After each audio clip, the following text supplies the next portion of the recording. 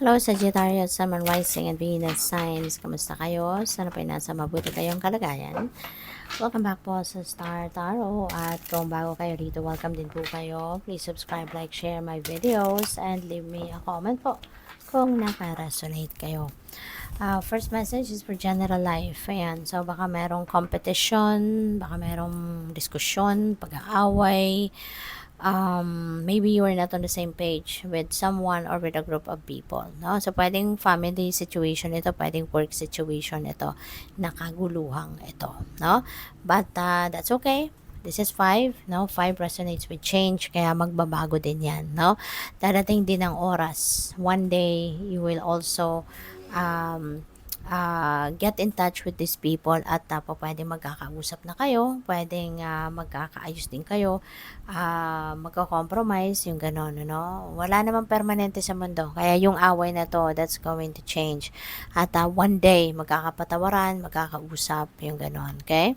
So, for general life, we have High Priestess, okay? So, si High Priestess, this is a reminder para sa inyo, no, na makinig kayo sa inyong intuition. Always listen and follow what your intuition is telling you. Lalo-lalo na baka meron kayong mga desisyon na kailangan gawin sa ngayon regarding finances, financial decisions, career, sa negosyo or trabaho. So, wag kayong padalos-dalos, no? Make sure na isipin ninyong mabuti kung ano yung direction na tatahakin ninyo. So, your intuition is always there, no, na gumagabay sa iyo. And always remember that yung intuition ninyo is divine guidance. That's coming from the divine universe na advice na yan. Kaya, pakinggan ninyo, no? Pakinggan ninyo, pag-isipan ninyong mabuti. Okay?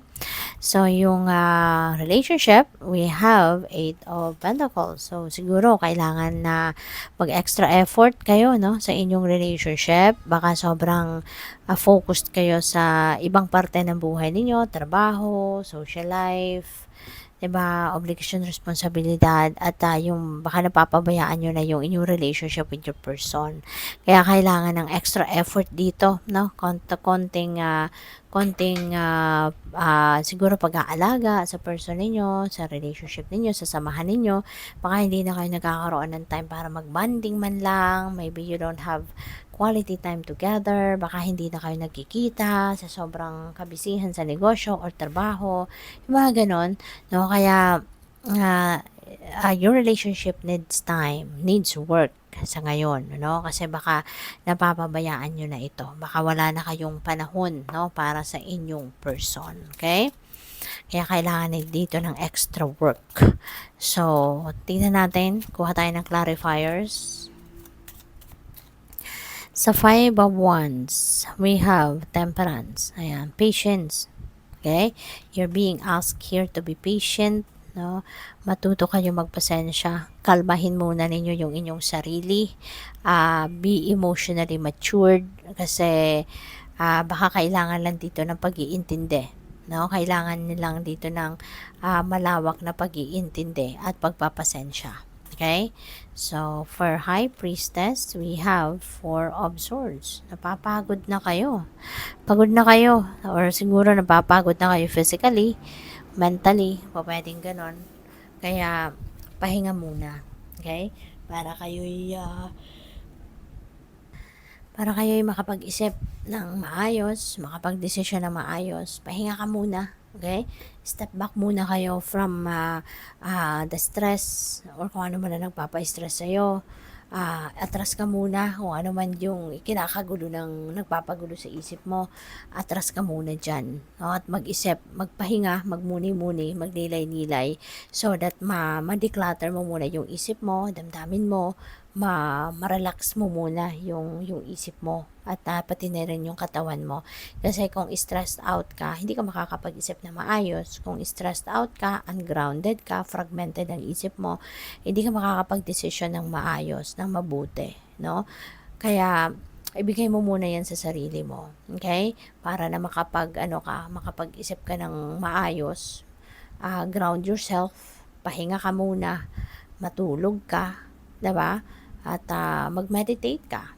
Meditation really bring answers. Meditation also relaxes us a lot. Nakakatulong yan na mas maging, ang tawag dito, nakakatulong na maging maaliwalas, no, ang isip natin at magaan ang dibdib natin kahit papano.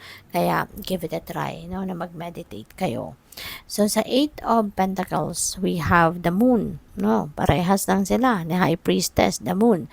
So, pag-isipan ninyong mabuti kung ano yung gagawin ninyo. Okay? Follow what your intuition is telling you. You're being guided here kung ano ang dapat mong gawin sa person mo, sa relationship mo, ano ang dapat mong pagfokusan, papaano mo ito i-fix, papaano mo mapapaayos, no, yung inyong relationship with your person. So, wag kang magdedesisyon ng basta-basta. Okay? Wag kang maging impulsive, pag-isipan mabuti. Okay? Pag muni-munihan ninyo, i-evaluate ninyo yung inyong sitwasyon before you make a decision. Okay? Kasi mahirap na, may mga decision tayo na hindi na natin maibabalik.